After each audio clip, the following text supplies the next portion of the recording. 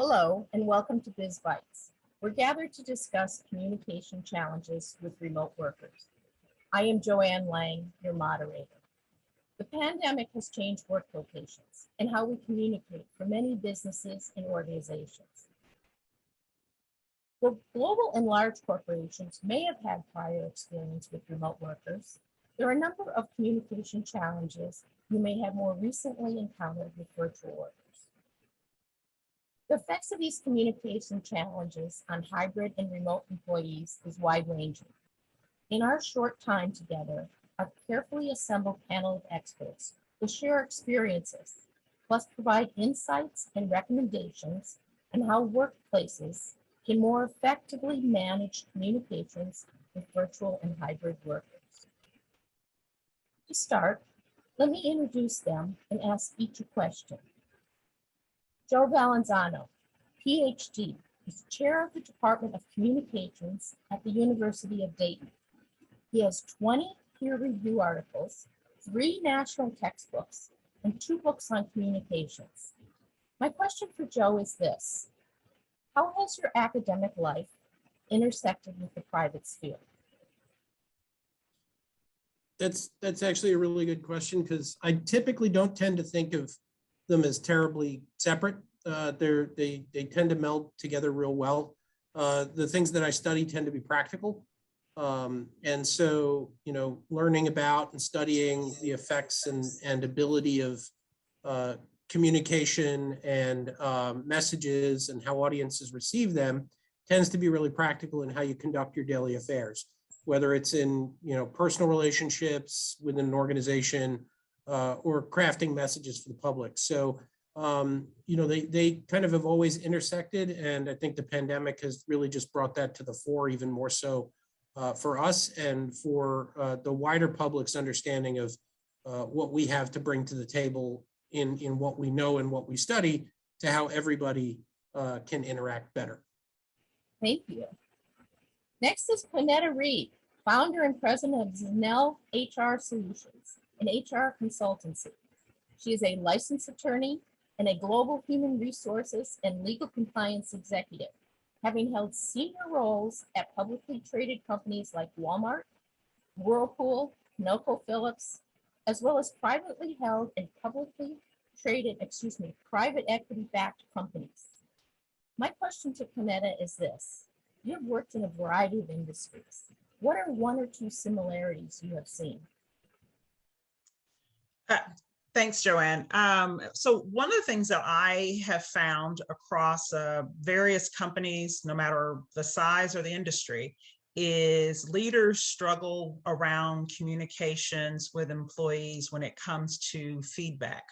And one of the things you repeatedly hear from employees is feeling as though they're underappreciated, not understanding how they can get ahead in the organization, and oftentimes feeling left out on communications.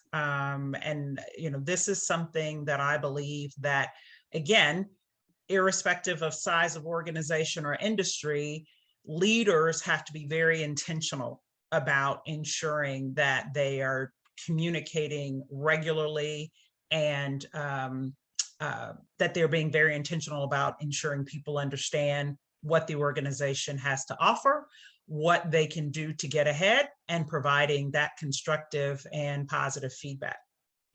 That certainly makes sense. And Peter Hirst, MBE, is Senior Associate Dean of Executive Education at MIT Sloan School of Management. He is champion of human-centric work in organizations. My question to Peter is this: some of the best and brightest go through your programs. What 1 human-centric work practice would you like your executives to take away? JoAnn, happy to be here. Just as a preface to identifying one thing, I'd like to point out as well that this idea of being human-centric is not new. It's not a new creation in response to the pandemic and everyone having moved to remote work. But what I think we've all experienced over the last year to 18 months is, as much as many organizations and many leaders and managers might have paid lip service to the idea of being human-centric organizations. We haven't really been tested on putting that into practice. In the last 18 months, we've really had to get to grips with what we mean by that. And I think for me, the most important practice for leaders is something which you've already heard from Jo and Canetta, which is we have to be listening with all of the ways that we can listen. And that's not just audibly, that's all the different ways that that our teams and people in our organizations are communicating verbally, non-verbally, in writing, and through their behaviors and actions. And we just have, we have to listen on all frequencies and in all ways to really understand what's going on for people, the human beings that we rely on to make our organization succeed. Thank you. Certainly makes sense to me. Okay, now we're going to get on to our question for our panelists to discuss together. What are the primary communication challenges and or benefits you've encountered with virtual workers? Who'd like to start?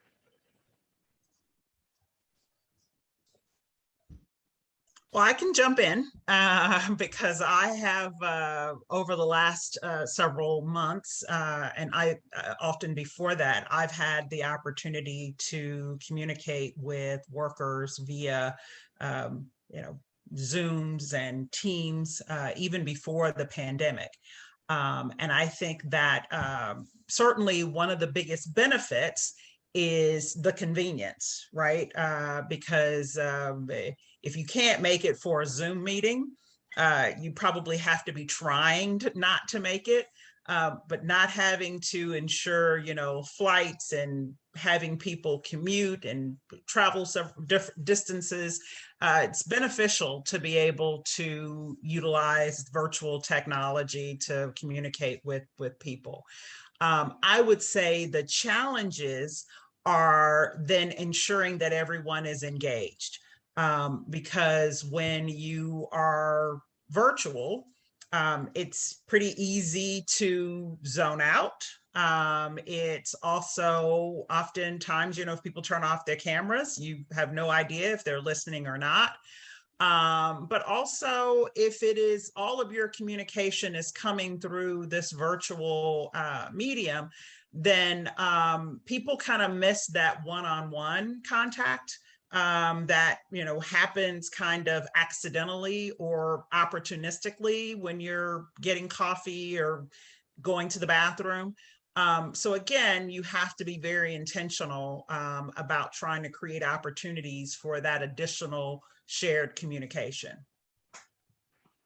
I'd agree with that. And actually one of the kinds of or sets of benefits that kind of was just identifying that there are things that communicating virtually enable that are not so easy to do when you're all in person together, including having, over the last 18 months, 100% attendance in meetings that we used to struggle to get 50% of people to show up to. Whether we get 100% participation, as you said, is another question. But I think one of the interesting challenges are, and we're still adjusting to this in many ways, there are behaviors that would be really frowned on in an in-person meeting and not constructive that seem to actually work quite well in some of the virtual meeting tools. I have in mind, for example, early on, we were really upset by people who were having side chats using the chat feature in these virtual meetings. But over time, I think I've come to see that as actually well used is a very useful tool. So without having to kind of interrupt the flow, it's a way that people who maybe don't speak up so much in-person meetings actually get some voice. It oftentimes gives the meeting facilitator a bit of a window on what people are struggling with or what's going on, what people are thinking about, and helps you as a facilitator drive the agenda of the meeting as well. But if I was chairing a meeting in a physical meeting room and my team were passing notes to each other on scribbled bits of paper, that wouldn't be a recipe for success for any of us. I mean, I would echo everything that both of my colleagues here have said. I would say that you know, some other things that I think get lost are the question itself in terms of the challenges for me tends to be different depending on the industry. You know, I think I know I've done some work with not just on the academic side, but I've done some consulting with engineering companies over the past 18 months too. And the challenges and the opportunities that they see in this are very different. You know, I think, for example, people who have been in sales their entire career, they don't really they find it really hard to get Zoom meetings with folks. And I can attest to that because, for example, textbook sales representatives, when they try to contact faculty, it used to be they'd show up at your door. That was standard practice till 18 months ago. And you would sit and you'd talk and you'd learn about the book. The last 18 months, I think they'll tell you to a T, they can't get in touch with anybody. They're ignored. Their emails are ignored. If they get Zooms, they're very quick that people will jump off. So it's a challenge for them, even just getting attention to get the meeting, which is interesting because I think two of the benefits, at least generally speaking, I've seen are people really like the flexibility that Zoom does afford and WebEx and the different platforms that digital meetings allow for is the flexibility that they can balance things. And it also provides, I've seen more opportunities for interaction between leaders and individuals within the company that weren't there before. Easy not to knock on a door, right? So, you know, it's easier to set up, but you get more access when you request a Zoom meeting. But again, the flip sides, I think, are attention. You never know who's paying attention if they turn their cameras off or, you know, or if they're even if their camera's on, you can't even guarantee that they're paying attention. And they could be web surfing. I've seen this with my students. And so, you know, the interesting thing about this, though, that's really come home for me is there's a lot of research, especially on how brains work, and your brains function a lot like a computer because you can't type both in Excel and in Word at the same time, right? You can cut and paste, but only one program can be the dominant program at a time. Same thing with human attention. You can only be focusing on one thing at a time. And so, you know, it's really been noticeable on Zoom is that ability of people to maintain attention or not with what's going on. And I also think it leads to work overload and scheduling overload, right? We see a lot of people who schedule Zoom meetings back to back because they don't have to worry about travel time between meetings. And so there's more of this Zoom fatigue and exhaustion by the end of the day because there never really was a break built in. So for me, I think there's there are some positives to this, but there are also some real deep challenges that I don't think we've actually figured out a way to resolve just yet. Interesting, the last point that Joe made, I think we all struggle with the back-to-back meeting, and we've all tried different approaches to solving that problem. The one that we're finding seems to have most stickiness at the moment is to encourage people to finish meetings earlier than the calendar would suggest. So if a meeting is a 1-hour meeting, try to have a practice of finishing in 45 minutes. And you maybe go over by a little bit, that's inevitable. But what we found was if you schedule meetings as 45 minutes with that intention, somebody will come along and schedule another 15-minute meeting right at the end of it. And so you just made it even worse. Yeah, I think too. I don't know if either of you have encountered this as much, but I have actually several people who work with me who have disabilities, whether it's visual impairment or hearing impairment, that makes Zoom somewhat challenging too, as well as also keeping on task regarding time.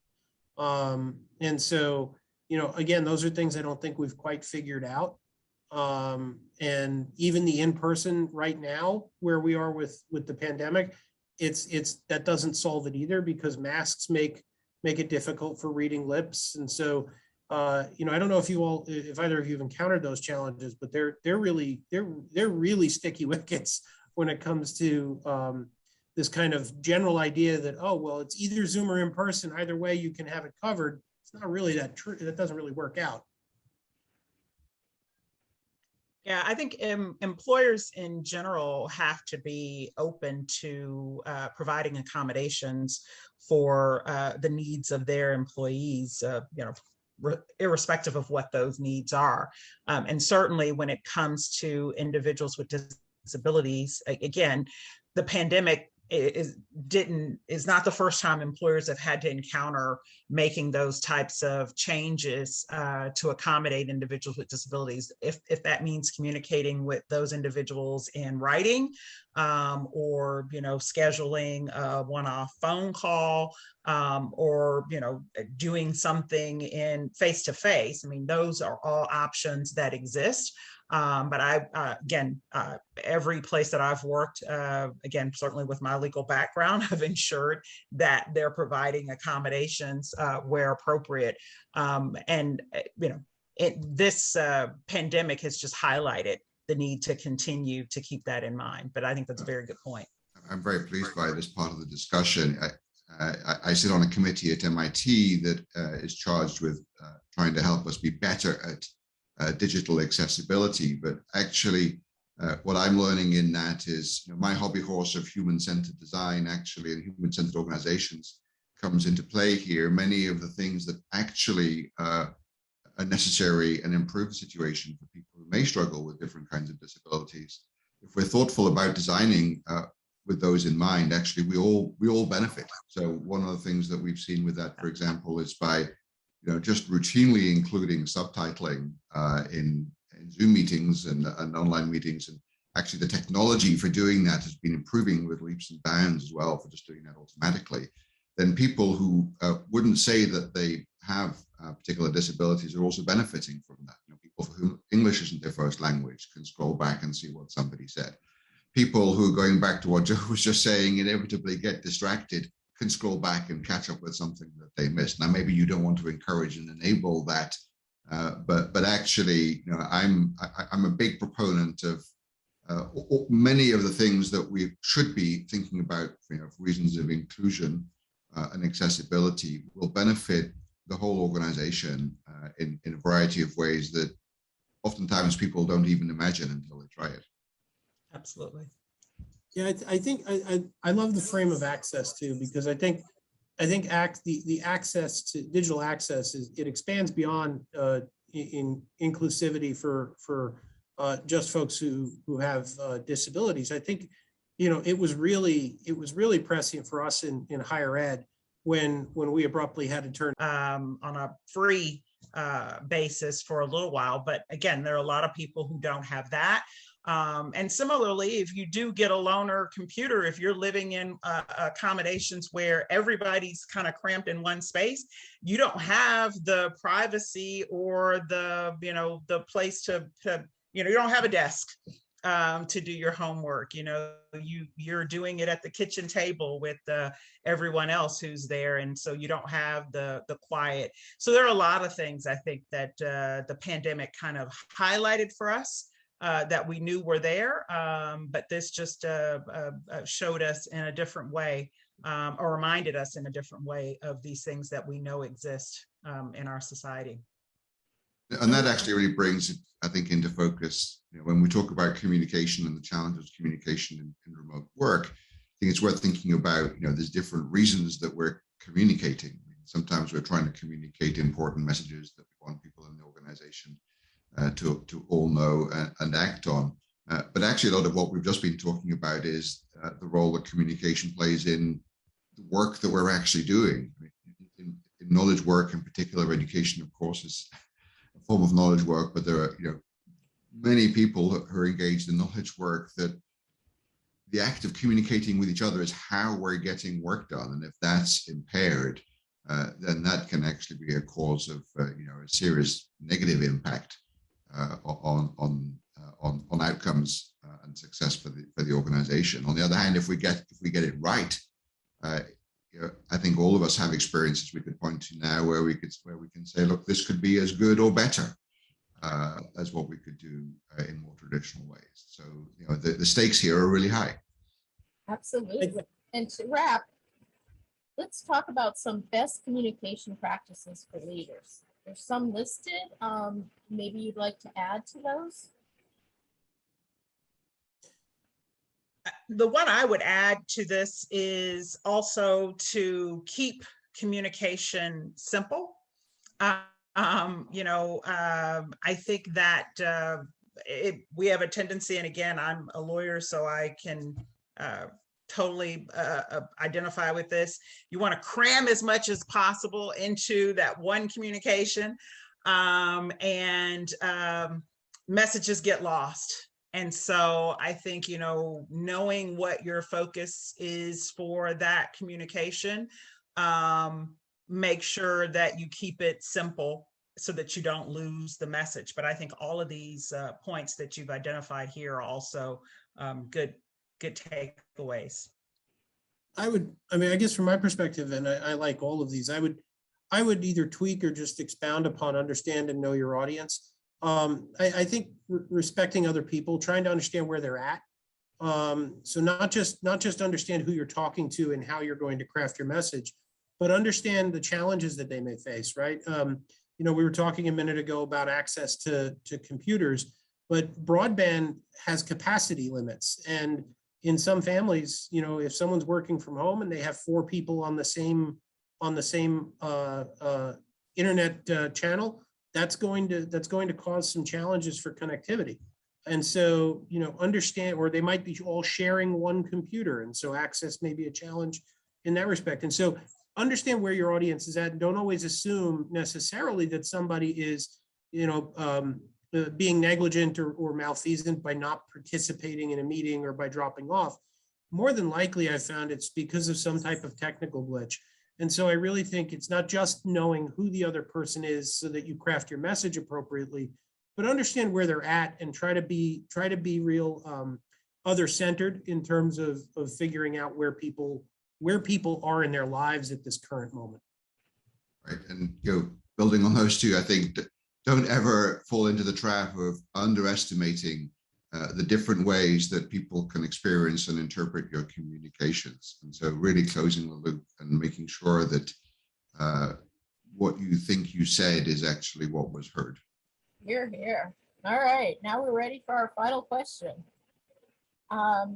This is for our experts, and we're looking for a short answer here. What is something someone watching right now could implement to enhance communications with their virtual workers? Who'd like to start? So I can jump in. I've got kind of an immediate thought. It's not necessarily related to how you're enhancing your own communication, but rather how you're enhancing the communication climate with your workers. And I think that one thing that you can do, and there was an article in the Harvard Business Review last year that talked about this, and it talked about the idea of taking a Zoom-free day. And so I think 2 things that are possible here is, make 1 day a week Zoom-free so that people can actually do the work that they're doing that may not involve other people, whether it's writing reports or doing data analysis, or set Zoom parameters. So, Zoom meetings were only between 10 and 2 each day so that people have some time to be free. And so helping your employees develop the ability to take control of their own time, I think is really, it helps set the stage for a really constructive communication climate for them. Thank you. Probably should have gone first because my idea was similar to what Joe described. And I'm going to sound less generous because while I was not going to suggest a Zoom-free day, I was going to say to break up your day and add some breaks throughout the day, intentional breaks, and to make them humorous. I have a friend who does what's called laugh yoga. It's, studies show, when you're intentionally laughing that it, triggers something in the brain, and also can help people to get more engaged, but it is a good way of releasing. And so I would say to intentionally add in some laugh breaks. You could stop and do some yoga moves, laugh yoga. Or you could, just add in some, tell some jokes or something. But I think you want to try to intentionally interject some humor into the day somewhere. But, certainly taking a day off is good as well. I like that, and there's some research that backs up the value that you get from using humor. So the challenge with going last is already all the good ideas are gone, but we try throwing in another one that we've had some success with, which is for team meetings. Over time, train everybody to be able to be a facilitator and encourage or require everybody to facilitate meetings, because when you're the facilitator, you have to be active and engaged, but also you develop a real appreciation, I think, for the challenges that everyone is having in the meeting. Thank you. I like that idea a lot. Yeah, I'm going to start implementing all of them. I'd like to thank Joe, Julie, and Peter for sharing your expertise and your experiences, your insights, and your suggestions with us. It's been tremendously interesting and informative. My closing thought echoes what Canetta said on intentionality, that we need to communicate with intentionality and true connection, to make explicit what used to be implicit when we were all in the same room. I'd like to thank our audience for joining us today. Look for our next Biz Bites, which are coming soon. Goodbye until next time.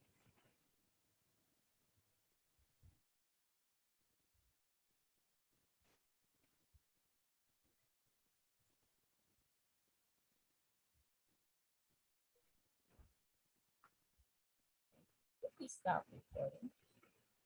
It's still recording, but that's okay. You can cut that off, presumably. Stop.